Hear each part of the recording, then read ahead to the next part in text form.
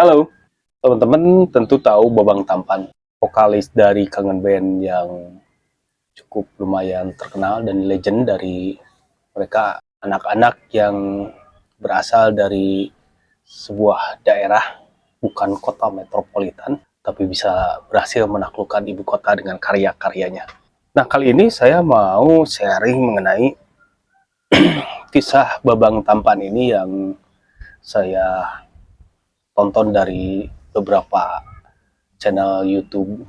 Awal mula Babang Tampan ini dikenal sebagai Babang Tampan dan kemudian mengantarkannya dari seorang pemuda yang belum begitu kaya, belum begitu mampu, menjadi pemuda yang bisa berdaya, berdiri sendiri dengan kemampuannya, bahkan mungkin bisa dikatakan udah lumayan bisa menghidupi dirinya dan keluarganya dengan cukup baik.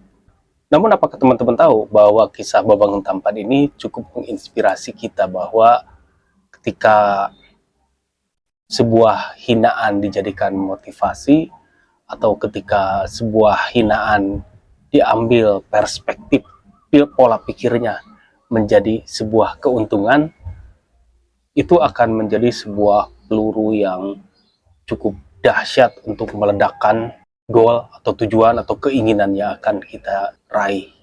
Ceritanya begini kalau nggak salah. Babang Tampan ini dulu seringkali dihina karena penampilannya yang cukup nyeleneh dengan wajah yang wajah-wajah belum dipoles gitu ya, terus rambut yang acak-acakan. Padahal dalam tanda kutip lagu-lagunya cukup enak. Karena emang orang-orang pada saat itu juga senang dengan lagu-lagunya. Tetapi kadang-kadang eh, ada yang menghina karena penampilannya.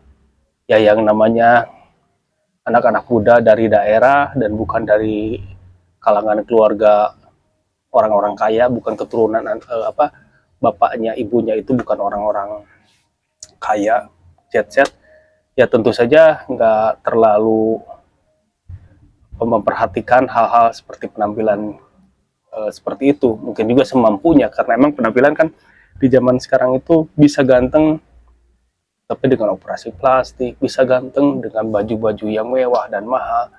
Tapi salutnya mereka dari Kangen Band ini menonjolkan karya dan kemampuannya sehingga orang-orang menghargai karyanya walaupun penampilannya seperti itu. Nah, pasang surut kehidupan seseorang yaitu pasti terjadi. Tidak namanya hidup kayak gelombang laut, nggak tenang-tenang aja. Kadang ada ombaknya, kadang ada riaknya. Begitupun dengan Babang Tampan ini. Kita fokuskan ke Babang Tampan ini yang menurut saya luar biasa sekali. Bisa kita contoh di mana seseorang yang dihina habis-habisan malah dia membalikan penghinaan itu dengan karya yang bagus dan dengan penampilan yang keren. Dan jangan lupa, kadang-kadang kata-kata orang yang melecehkan atau menghina dengan di sini kan ibaratnya kata Babang Tampan itu kan ganteng. Bisa jadi doa karena ketika orang menyebut dia tampan, walaupun dalam artian dia menghina, suatu saat dia benar-benar akan menjadi tampan. Itu terjadi kan. Si Babang Tampan ini yang tadinya dengan wajah yang sebegitu adanya, lalu rambutnya acak-acakan, berubah menjadi seseorang yang benar-benar tampan.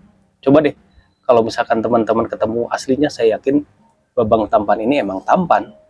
Sekarang benar-benar udah tampan banget.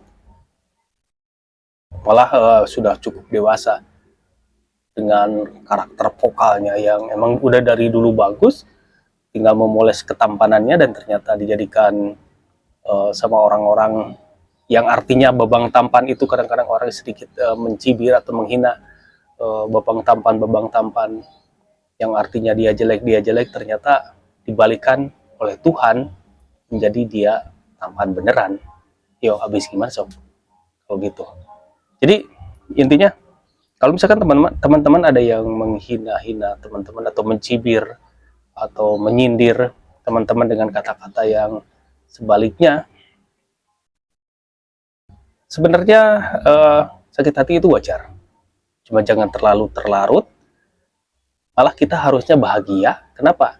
Karena apa yang dia ucapkan dengan kata-kata cibiran itu, asalkan kata cibirannya positif, akan menjadi doa.